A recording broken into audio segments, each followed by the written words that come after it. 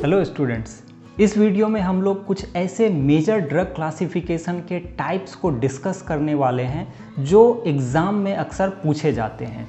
Exam में students अक्सर जल्दीबाजी में क्वेश्चन समझ नहीं पाते और सेम ड्रग का कोई और क्लासिफिकेशन लिख देते हैं जिससे उन्हें फुल मार्क्स नहीं मिल पाता है। So let's begin. जब भी क्वेश्चन में पूछा जाता है कि क्लासीफाई पर्टिकुलर ड्रग, तो वहाँ हमें उसका नॉर्मल क्लासिफिकेशन लिखना रहता है जो उस ड्रग के केमिकल कंपोजिशन पर बेस्ड होता है, जिसे केमिकल क्लासिफिकेशन कहते हैं। For example, classification of beta blocker, classification of anti diabetic, classification of anti peptic ulcer, etcetera. Coming to second type of classification and it's called therapeutic classification। जैसा नाम से ही हमें समझ आ रहा है, ये क्लासिफिकेशन ड्रग के क्लिनिकल यूज पर बेस्ड होता है। For example, therapeutic classification of anticholinergic drug, therapeutic classification of adrenergic drug. तुम्हें याद होगा एड्रीनर्जिक ड्रग में कुछ ड्रग्स ब्लड प्रेशर को बढ़ाते हैं, जैसे इफेड्रीन, फिनाइलिफ्रीन, डोपामिन। तो कुछ कार्डियक स्टिमुलेंट का काम करते हैं, जैसे आइसोप्रिनालिन, डोब्यूटामिन। कुछ ब्रोंकोडायलेटर्स होते हैं, जैसे साल्ब्यूटामोल, टर्ब्यूटालिन। तो कुछ नेसल डिकंजेसेंट का काम करते हैं, जैसे जाइलोमेटाजोलिन, स्यूडोइफेड्रीन। तो ये सारे इनके थेरापेटिक क्लासिफिकेशन हैं जो क्लिनिकल यूज के अकॉर्डिंग होता है। तीसरे टाइप का क्लासिफिकेशन ड्रग के मैकेनिज्म ऑफ एक्शन पर बेस्ड होता है।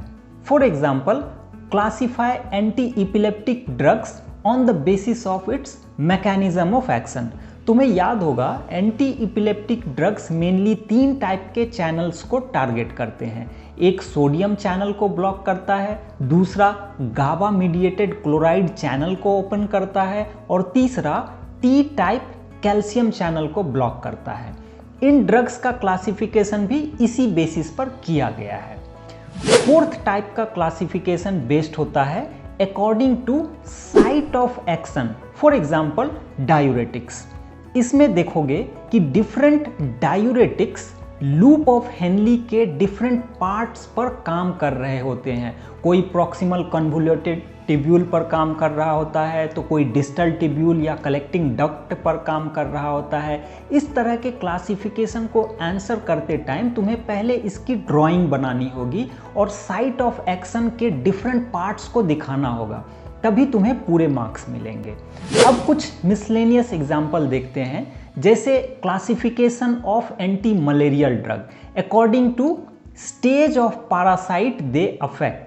मलेरियल पैरासाइट अपने लाइफ साइकिल के दौरान कभी लीवर में तो कभी रेड ब्लड सेल के भीतर रहते हैं। Anti malarial drugs malarial parasite के लाइफ साइकिल के डिफरेंट स्टेजेस को टारगेट करते हैं और इसी बेसिस पर इनका क्लासिफिकेशन होता है। यहाँ भी हमें ड्राइंग बनाकर मलेरियल पैरासाइट के लाइफ साइकिल को दिखाना रहता है और कौन सा ड्रग किस स्टेज पर काम कर रहा है ये भी मेंशन करना रहता है।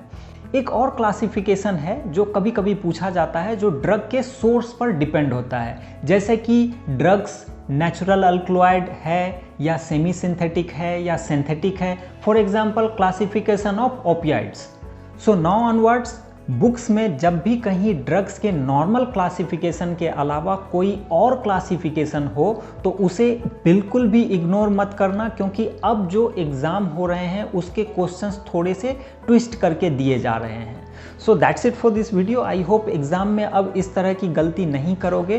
तो मिलते हैं अगले वीडियो में। Keep learning and have fun.